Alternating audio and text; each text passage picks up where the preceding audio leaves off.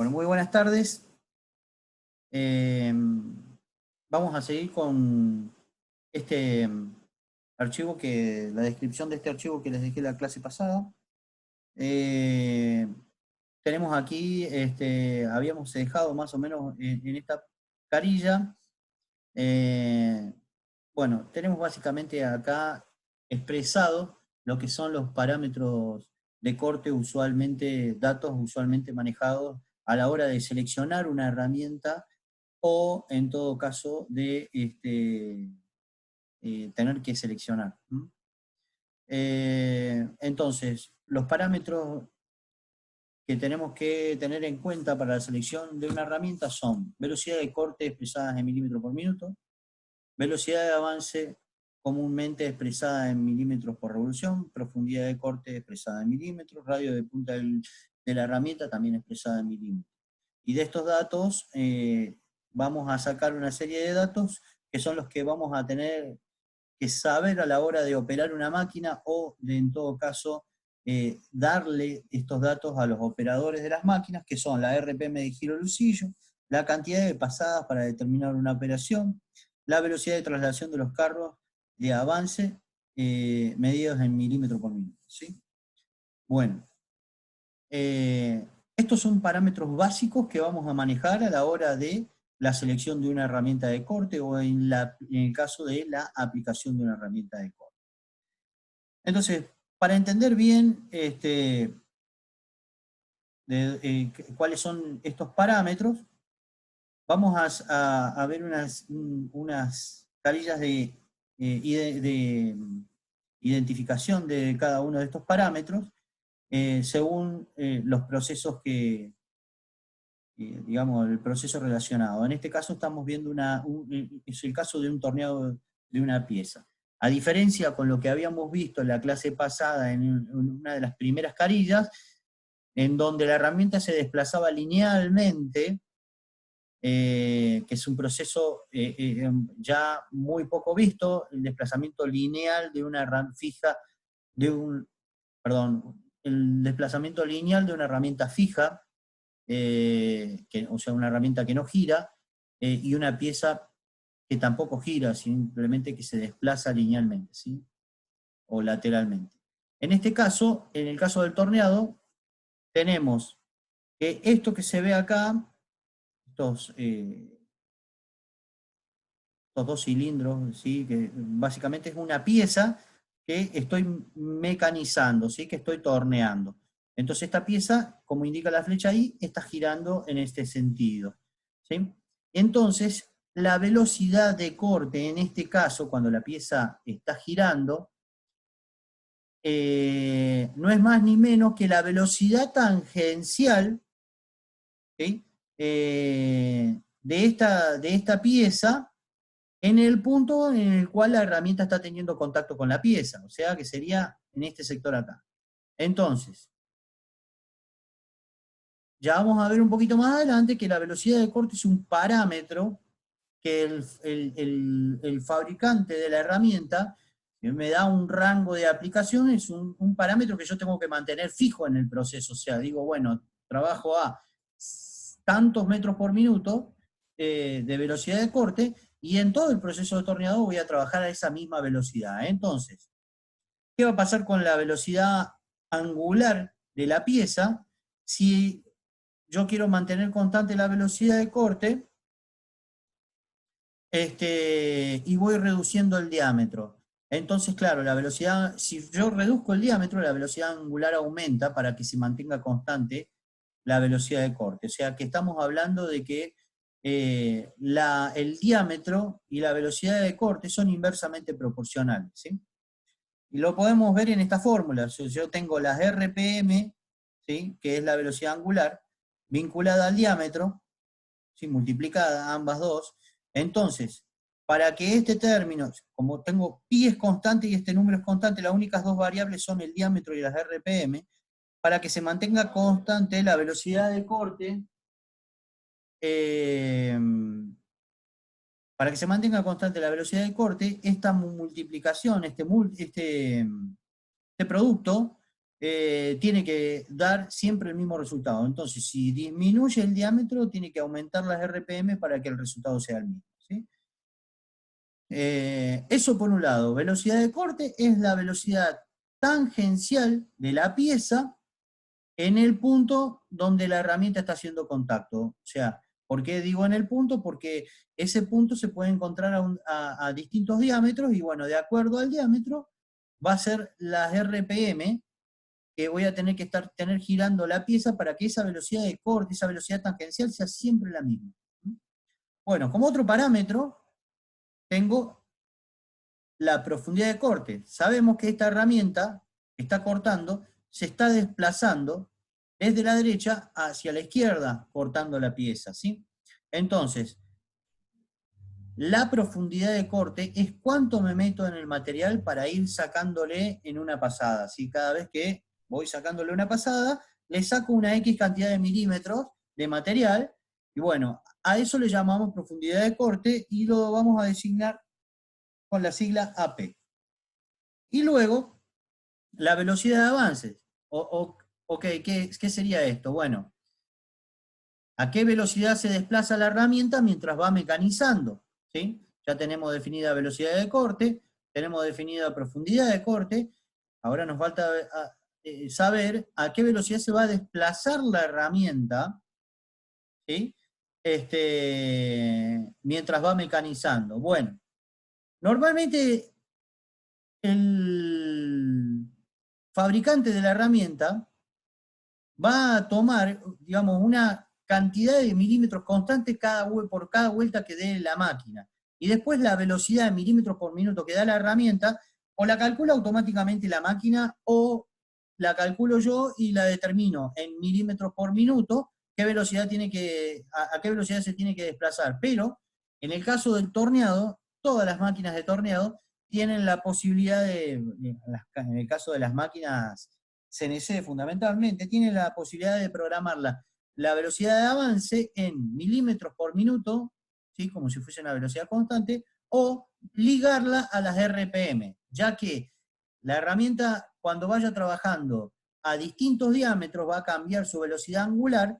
La vinculo a la velocidad angular, ¿para qué? Para que cada vez que da una vuelta a la máquina, ponga una cantidad constante de milímetros, ¿sí? De material. Por eso el fabricante me da el avance expresado en milímetros por cada vuelta que da la pieza, ¿sí? Entonces, con estos tres parámetros, básicamente, le voy a estar dando características a la herramienta o al programa que yo estoy usando, o a la máquina que yo estoy usando, para que haga el mecanizado con estas características, ¿sí? En este orden, ¿sí? Entonces, sea cual fuere la máquina que utilice, sea una máquina convencional o sea una máquina CNC, estos tres parámetros están siempre vigentes, ¿sí?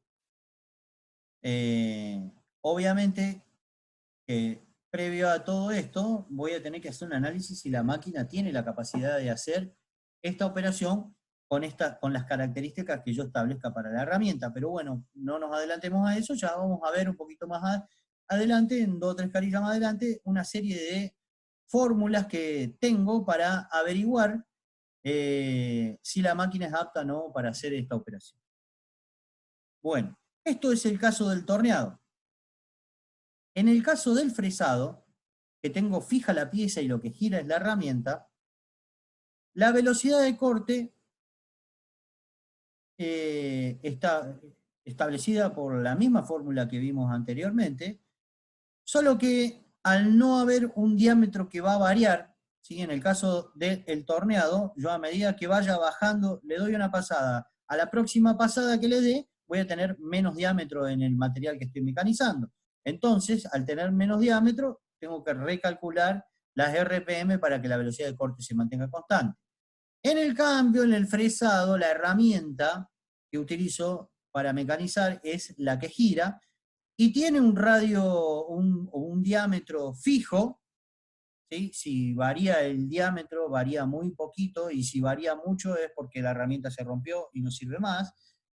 Entonces, si hay si hay una variación en el diámetro es tan insignificante que para el cálculo no interviene, entonces yo puedo tomar como que el diámetro de la herramienta es fijo, no varía, no lo voy a andar cambiando por programa porque la herramienta tiene un diámetro determinado.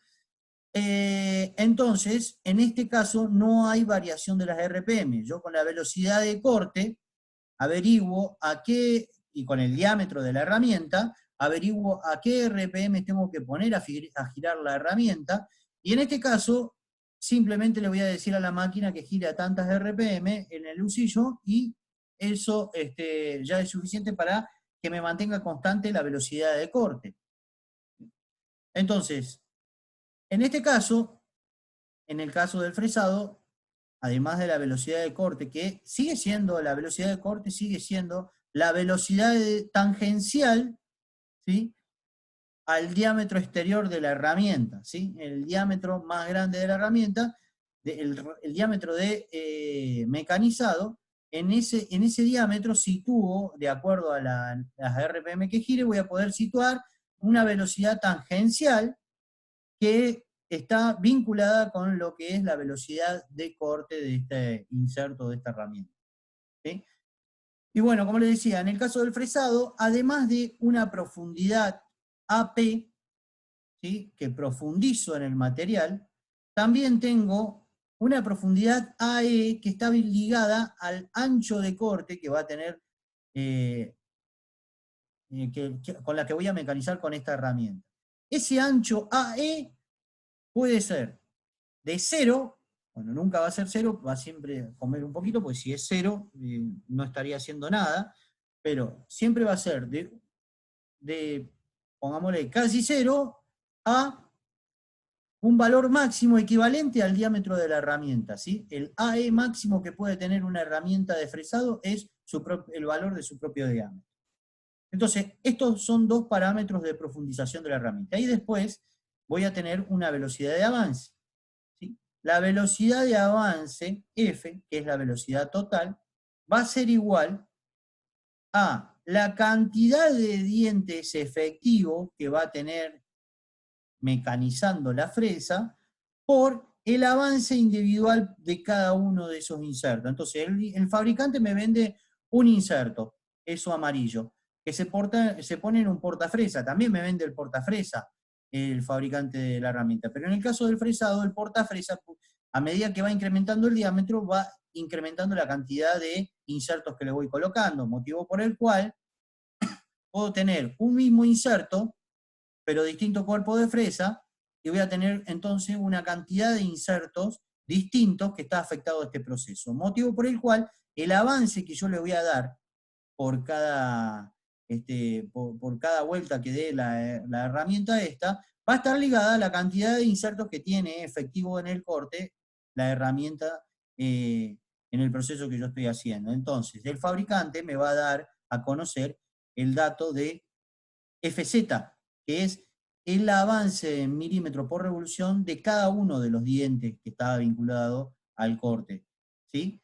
Y de acuerdo a la cantidad de insertos que tiene mi fresa, multiplicando la cantidad de dientes que tiene la fresa, ¿sí?, dientes efectivos, como dice acá, ZC.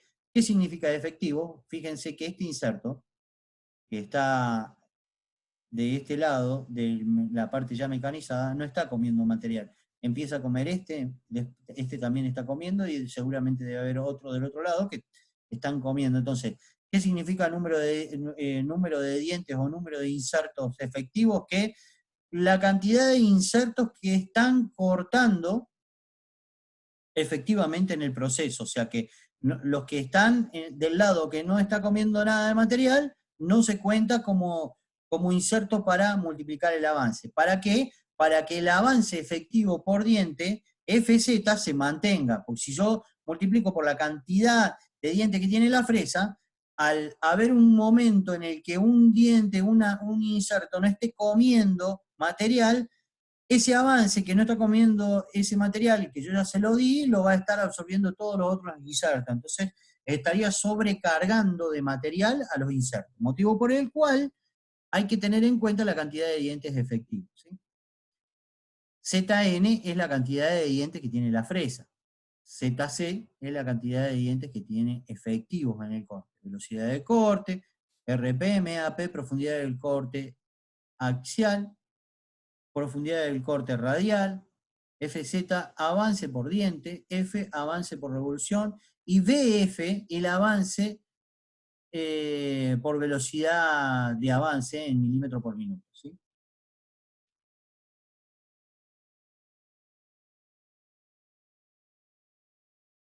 Bueno, y acá empezamos con las fórmulas. Yo simplemente les voy a ir nombrando, vamos a hacer cálculos de taladrado, cálculos de torneado y cálculos de fresado, ¿sí? En cuanto a, las distintas características, digamos, este, las los distintos parámetros que intervienen en el mecanizado, ¿sí? Velocidad de giro de usillo, sección de viruta, fuerza, ¿sí? Y acá aparece un parámetro que con anterioridad no habíamos visto todavía, habíamos visto los 3 parámetros que están ligados a las condiciones de corte de la herramienta, pero ya cuando entramos a hacer cálculos específicos, entramos a averiguar, por ejemplo, la fuerza que es necesaria para hacer el corte, porque de esta fuerza depende de la potencia que va a tener que tener la máquina. ¿Sí? El volumen de arranque de viruta, ¿sí? Esto es más que nada da en centímetros cúbicos por minuto, que da una idea de qué capacidad de remoción de viruta tiene la máquina o el proceso con esta herramienta. ¿Sí? Fuerza de avance, ¿sí? Una es la fuerza de corte y otra es la fuerza de avance. ¿Sí? Si ustedes volvamos un poquito acá al torneado, la fuerza de corte es la fuerza que la máquina necesita hacer para mantener girando la pieza mientras está haciendo el corte. Y la fuerza de avance es la fuerza que va a tener que hacer el carro para ir desplazando la herramienta mientras se va efectuando el corte. ¿Sí? Entonces, vemos que la fuerza de corte, ¿sí? eh, está vinculada a la fuerza de avance, perdón, está vinculada a la fuerza de corte, ¿sí? Básicamente se saca en proporción, o sea, primero calcula la fuerza de corte y después determina la fuerza de avance en función de la fuerza de corte.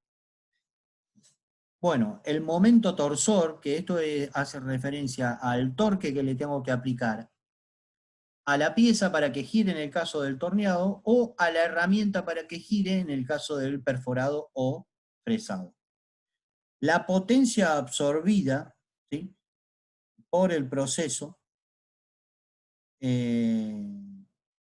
que si se quiere, esto es muy difícil en una máquina de control numérico, les voy adelantando un poquito, vincular esto a la potencia de la máquina. La potencia absorbida por el proceso no tiene que ser necesariamente la misma potencia la potencia que te entrega la máquina, ¿sí? Uno puede tener mucho torque y poca potencia y a lo mejor el proceso se puede realizar perfectamente. Por eso es que digo, esto no está vinculado con la potencia de la máquina. Siempre que se hacen cálculos en mecanizado, lo que se tiene en cuenta como dato elemental para el cálculo de factibilidad de un proceso, siempre es el momento torsor, ¿sí? El momento, la cupla que me ofrece el par motor que me ofrece el motor de Lucillo. ¿Sí? Bueno, y después un dato muy interesante para averiguar en todo lo que son operaciones de mecanizado es el tiempo de la operación, ¿sí? Una formulita para hacer un cálculo del tiempo de operación que va a tener esa herramienta o esa operación en sí, ¿sí? Y que me sirve para determinar costos previo a meter, digamos, el material en la máquina. ¿Sí? Bueno, para el torneado, más o menos lo mismo, cambian un poquito las fórmulas, en algunos casos, algunos datos, pero bueno, tengo cálculo de velocidad de giro de usillo, RPM, con la velocidad de corte, sección de viruta. La sección de viruta es lo que se utiliza luego para calcular la fuerza de corte, igual que en el caso anterior. El volumen de arranque de viruta para la capacidad de la máquina, la fuerza de avance, el momento torsor del usillo, potencia absorbida por la operación y tiempo de operación. Para el fresado, lo mismo. Todos los mismos datos, cambian un poquito las fórmulas por el tipo de proceso, pero básicamente es lo mismo. Velocidad de giro de usillo, velocidad de avance por revolución, velocidad de avance de la mesa, volumen de arranque de viruta, potencia absorbida, momento torsor, tiempo de operación.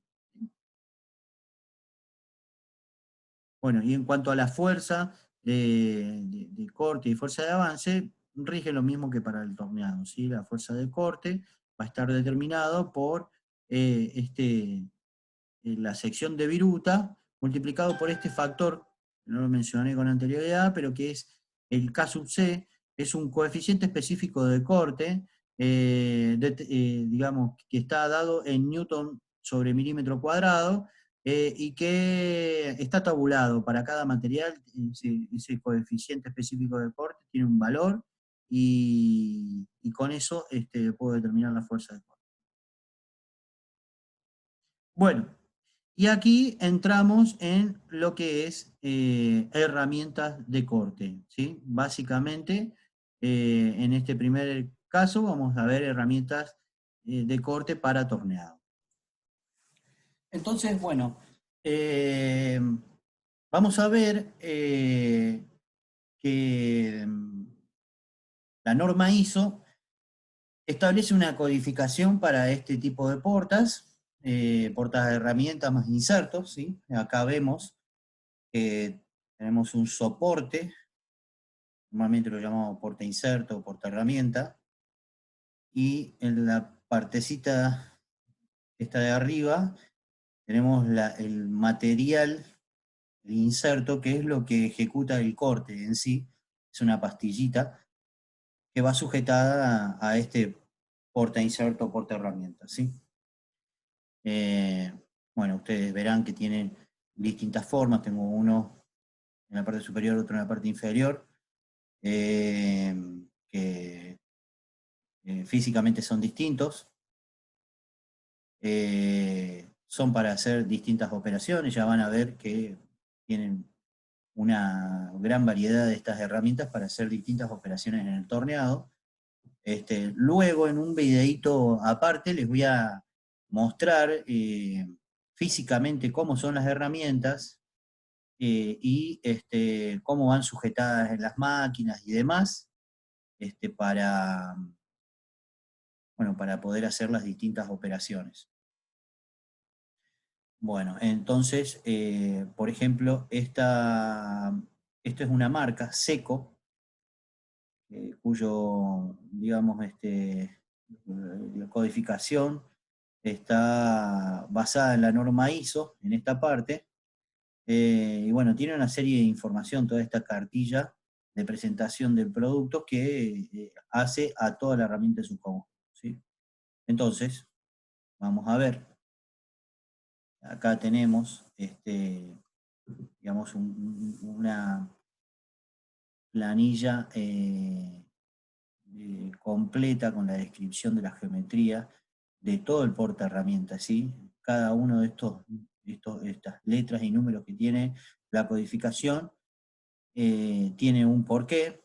Entonces, bueno, el cuadro número 1 está vinculado a lo que vincula en esta parte, digamos, el casillero número 2 al cuadro número 2, el casillero número 3 al cuadro número 3, ¿sí? Tienen que ver con el sistema de sujeción, la geometría del inserto que va a sujetar, la posición del inserto en la herramienta, eh, el ángulo de incidencia de la herramienta, si es izquierda, neutra o derecha, eh, la altura del mango o el tamaño del mango para sujetar a la máquina, el ancho del mango, el largo del porta herramienta,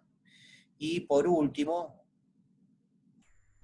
además de la geometría del casillero 2, vinculamos básicamente cada geometría de inserto tiene un tamaño, y puede ser más chico o más grande, y bueno, hay un número que está vinculado a lo que es el tamaño, ¿sí?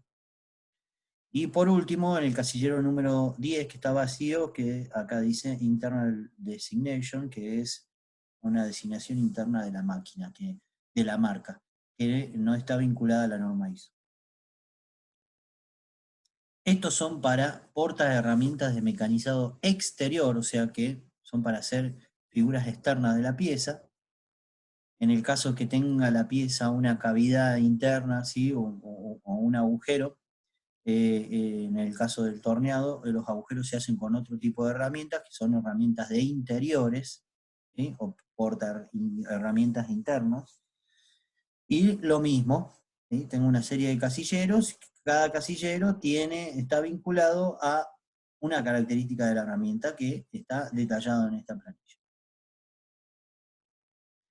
Para lo que es fresado, ¿sí? Hay menos codificación respecto a lo que es establecido estándar por la norma ISO, pero bueno, algo hay y está vinculado, la codificación está vinculada a cada una de estos parámetros que dice acá, por ejemplo, el tipo de rotación, si es rotación izquierda o derecha, si es, bueno, el diámetro, ¿sí?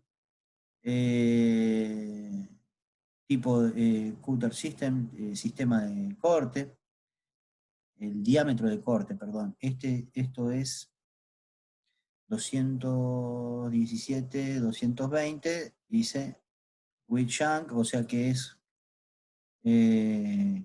con un sistema de sujeción que agarra directamente en el cono o para montar en un árbol, ¿sí? En un eje.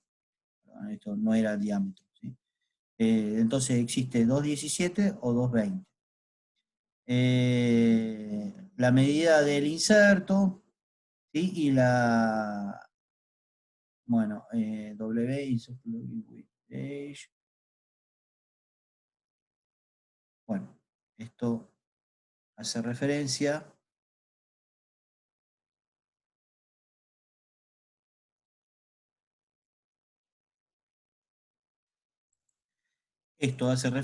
al sistema de sujeción del inserto en el porta inserto, ¿sí? Acá habla de fijación con cuña, y bueno, los demás sistemas de sujeción que brinda este fabricante en específico. Bueno, acá tenemos lo mismo que veíamos recién, distintos tipos de herramientas. Acá tenemos una herramienta para hacer planeados, esto para trabajar, una herramienta de punta para trabajar en laterales y en caras superiores, y una herramienta de escuadrado. Y bueno, ya terminamos con la parte de fresado, vamos a la parte de norma ISO para inserto. Y de la misma manera, el insertito solo, ¿sí? Digamos, sin el porta herramienta, tiene su propio código también, y para cada casillero, bueno, el primer casillero hace referencia a la geometría, el segundo casillero al ángulo de incidencia, que en este caso N es neutro, el tercer casillero hace referencia a la tolerancia constructiva del inserto, el cuarto casillero hace referencia a si el inserto, bueno, es para mecanizar, tiene filos en ambas caras, en una sola cara, el sistema de sujeción como es, y demás. está vinculado a todas estas características, ¿sí? A la forma general del agujero de localización y sujeción, si tiene, no tiene y cómo es, si tiene filo en ambas caras, en una sola cara, y bueno, básicamente eso, ¿sí? En el quinto casillero hace referencia a el tamaño del inserto, ¿sí? El sexto casillero hace referencia a la altura del inserto. El tamaño hace referencia, bueno, a una característica de la geometría que compone el inserto. Y sí, la altura es el espesor, digamos, del inserto, de cara a cara, de la cara de arriba a la cara de abajo. El séptimo casillero hace referencia a el radio de la punta del inserto, ¿sí? De esa puntita, ¿sí? Cada una de esas puntitas qué radio tiene. ¿Sí? Bueno, octavo y noveno son de acuerdo al fabricante, y el décimo también, son códigos específicos del fabricante, ¿sí?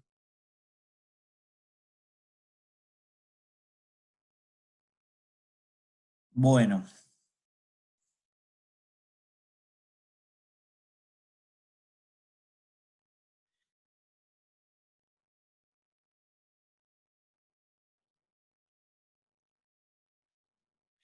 las tolerancias de los insertos, bueno, están básicamente ligadas a a estas cotas que pone, digamos, en el gráfico este fabricante, ¿sí? A la altura. eh, bueno, hay un círculo inscripto dentro de cada geometría de un tamaño determinado. La distancia a las puntas también está acotado. Bueno, toda la tolerancia dimensional constructiva del inserto es lo que hace a la precisión con la que está construido el inserto, y evidentemente que eso también afecta a la precisión en el proceso, porque bueno, estos elementos son de recambio permanente, cada vez que se cambia tienen que volver a la misma posición para que no haya grandes variaciones en el proceso, ¿sí?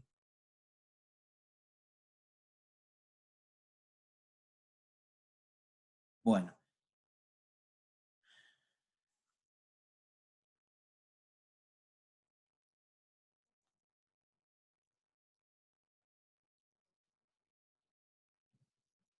fíjense, acá no coincide muy bien, pero eh, este es el código del porta inserto y este es el código del inserto. Entonces, la segunda letra del porta inserto tiene que ver con la primera letra del inserto. La cuarta letra del porta inserto tiene que ver con la segunda letra del inserto. Y los dos últimos dígitos del porta inserto hacen referencia al tamaño del inserto, que tiene que ver con los primeros dos dígitos de números en el código del inserto. ¿Mm? Entonces, esto habla de que este porta es compatible con este inserto. Si alguna de estas características no coincide, no sería compatible. Bueno, y acá ya saltamos a esto lo que son la norma ISO en la aplicación de grado. ¿Qué es el grado del inserto? El grado del inserto hace referencia a lo que hablábamos un poquito el otro día en cuanto a la construcción del inserto, a si es más duro, es más tenaz, si tiene un recubrimiento, tiene otro. Además, se agrega a esto los tipos de rompeviruta. No sé si se acuerdan de la primera clase que vimos de mecanizado. Habíamos visto que los fabricantes de herramientas establecen como pequeñas depresiones en las caras de los insertos eh, que hacen como si fuese una interrupción de la continuidad de la viruta, y eso favorece a que la viruta se vaya cortando y se vaya quebrando. Entonces, para cada material, dada su distinta naturaleza, el fabricante establece, digamos, básicamente una composición de sustrato, una dureza de sustrato, eh, y determinados recubrimientos exteriores que hacen a que para ese material específico la duración de la herramienta sea óptima, ¿sí?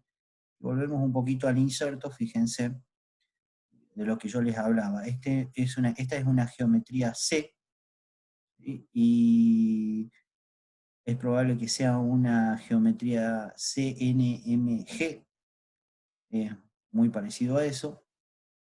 Y fíjense, estas son las puntas de corte, ¿sí? Es un rombo, no es un cuadrado, ¿sí? Eh, Esas son las puntas de corte, ahí tengo, ese es el radio de punta de corte. El filo, el ángulo de filo está dado entre ese planito y la cara lateral, lo mismo ahí en esa parte redondeada, ahí arriba también. Y fíjense que después tiene en el centro toda una geometría media rara, ¿sí? Como con una depresión, que esto es lo que se constituye en el rompeviruta, que es lo que hace que la viruta, se le trate de romper la fluidez de la viruta para que ella misma se quiebre, ¿sí? Entonces, estas formas de rompeviruta van cambiando de acuerdo al material que se mecanice. Y de acuerdo a que si la herramienta también, si la herramienta es para desbaste, para mecanizado medio, para terminación de una operación determinada, ¿sí? Fíjense también otra cosa, que acá el inserto tiene todo un color más doradito de un lado, en todo este sector, y acá en el interior, en esa zona, tiene un color más grisecito. Bueno, sepan que esto es probable que no tenga recubrimiento, ¿sí? Sea una zona libre de recubrimiento, y toda la demás zona tenga ese recubrimiento extra que se le agrega para aumentar la resistencia al desgaste, a la temperatura y demás, a la fricción y todo eso. ¿Por qué? Porque esa zona no trabaja de la herramienta. La zona que trabaja, más que nada, es la zona amarilla, y si vamos a lo que más sufre, es la arista, ¿sí? De todo este borde, es todo este borde externo que se ve del inserto, es lo que más sufre, dado que se constituye en el filo que cuando se gaste un poquito, empieza a tener un filo que o no existe más, o bien se redondeó y no corta como antes, ¿sí?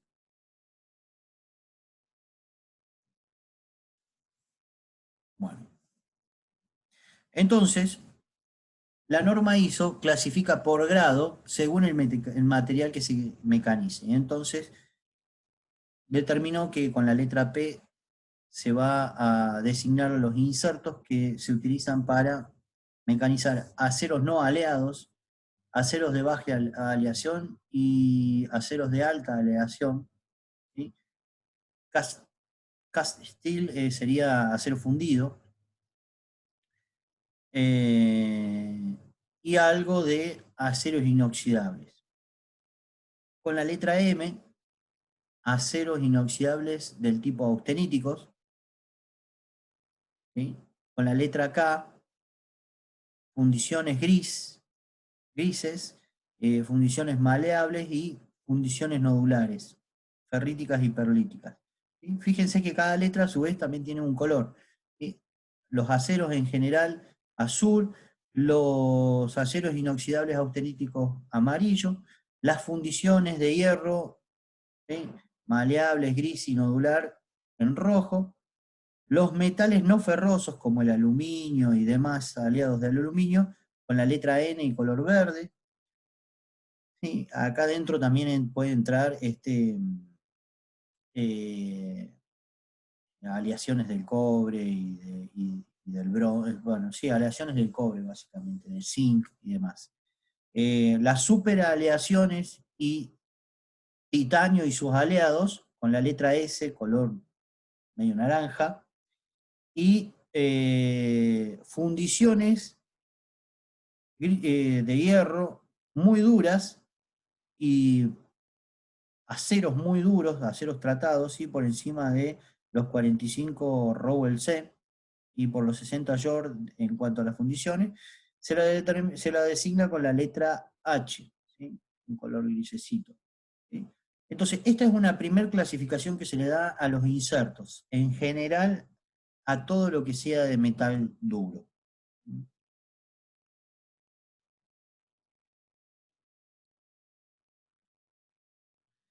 Bueno, y dentro de cada grado, la P, la M, la K, la N, la S, la H, dentro de cada grado tengo una numeración del 1 al 50, ¿sí? Esa es en realidad una graduación de dureza, ¿sí? Entonces, fíjense que acá dentro de cada casillero tengo que del 1 al 50 aumenta la velocidad y la resistencia al desgaste del material, y del 1 al 50, perdón, disminuye. Y del 1 al 50 aumenta el avance y la dureza del material de corte. ¿Sí? O sea, ¿qué sería el material de corte? El material que estoy cortando con la herramienta. Entonces, para materiales más duros tengo que usar grados más altos. Para materiales más blandos, grados más bajos. A medida que el inserto, digamos, baja su numeración, aumenta la dureza propia del inserto. ¿Sí? A medida que el número aumenta, disminuye la dureza propia del inserto. Entonces, un poco en concordancia con lo que decía el otro día, es que si los materiales a mecanizar son más blandos, el inserto es más duro, o sea que el P1 es más duro que el P50. Pero a su vez, el P50 es más tenaz que el P1. Entonces, para cuando tengo que trabajar materiales más duros, voy a utilizar grados más altos, ¿sí? Y puedo aumentar el avance, pero la resistencia a la velocidad y al desgaste disminuye. ¿Sí? ¿Qué pasa? Si yo un inserto P1 lo utilizaría para mecanizar un material muy duro, es altamente probable que ese inserto se rompa, se parta. ¿Por qué? Porque es excesivamente vidrioso. ¿Sí? Cuando los materiales son más blandos, me puedo dar el lujo de ponerle insertos más duros. ¿Sí? Bueno, para todos los casos, lo mismo. Para los aceros inoxidables austeníticos, lo mismo. Para las fundiciones grises, lo mismo. Para las aleaciones de aluminio, lo mismo.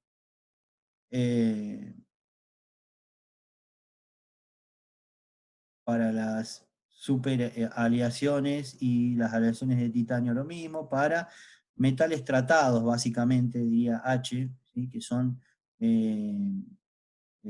aceros endurecidos, también lo mismo, siempre la graduación del inserto, digamos, más duro el sustrato con número más bajo, más blando el sustrato con número más alto, más tenaz el inserto con número más alto, menos tenaz con el número más bajo. ¿Sí? Bueno, y acá tengo una serie de planillas, básicamente es para mostrarle. Esto después les voy a dar unas recomendaciones. Entren a la página de ISCAR, que tiene un manual interactivo muy interesante donde pueden inspeccionar todas las herramientas que existen para todos los procesos que a ustedes se les puede llegar a presentar en el mecanizado por arranque de viruta. Así que los invito a que en todo caso entren a esa página, a ese manual interactivo, y vayan ingresando y van a ver qué tienen para seleccionar portas y demás. Después vamos en todo caso, en una clase de consulta, vamos a hacer digamos, una introducción a ese manual para ver calidades y demás. Bueno, y acá, como no podía ser de otra manera, cada fabricante tiene su propia norma de codificación de grados diferente a la norma ISO. Fíjense, acá arriba tengo la norma ISO y vertical tengo la norma específica de seco. ¿Sí? Y cada calidad, cada grado de seco, ¿qué calidades de norma ISO abarca? ¿Sí? La TP1000, por ejemplo, abarcaría del P1 al P20, ¿no? Si no hay un grado específico para el P1 solamente, sino que abarca varios grados. Bueno, Fíjense que acá habla de, bueno, tiene policristalinos y demás, están puestos acá, pero